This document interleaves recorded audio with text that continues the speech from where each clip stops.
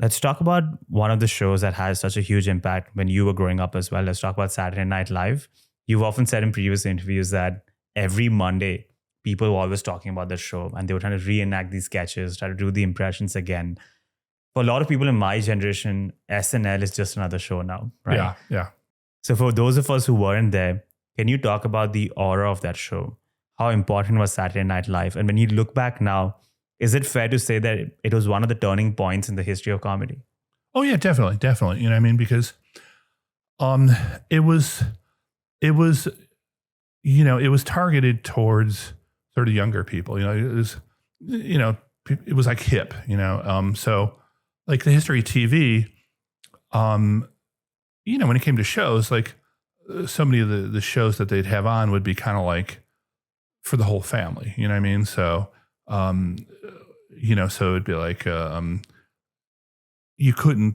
it wasn't specialized. And so, if you're young and you're kind of watching your parents' comedy, you'd be like, oh, okay, that's all right. But it's not speaking to you, But since it was like, I was on later at night, and it was kind of a hip, edgy show. And it was kind of like, it was like our show, and like, and there's nothing out there like that, because otherwise, you kind of had like a billion variety shows in the 70s, like just everybody had a variety show from like Dean Martin to, Laugh-In to, Sonny and Cher to whoever, and so then they'd have kind of like their comedy pieces and then have a comedy song, and, and they'd like have a, kind of, it was very vaudeville-like, like they'd have some kind of guest star and it's like, oh, Charlton Heston, blah, blah, blah.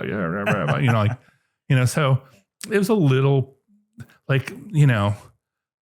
it was at the point where suddenly we'd gone too far and indulged an idea. Mm-hmm. And so the comedy that came afterwards made a lot of fun of those kinds of shows in that generation. Like every kind of lounge singer or, like there was just kind of this idea of like, showbiz, where it's going to be, guys in these suits with like pinky rings and, and like their hair combed down like a helmet and, and smoking on stage and, like they're all kind of wannabe Rat Pack people, and so it became ridiculous. So if you look at like Conan, in the early days, like so many of like, there was a lot of that comedy of making fun of stuff from the 70s because it was just ridiculous, Yeah.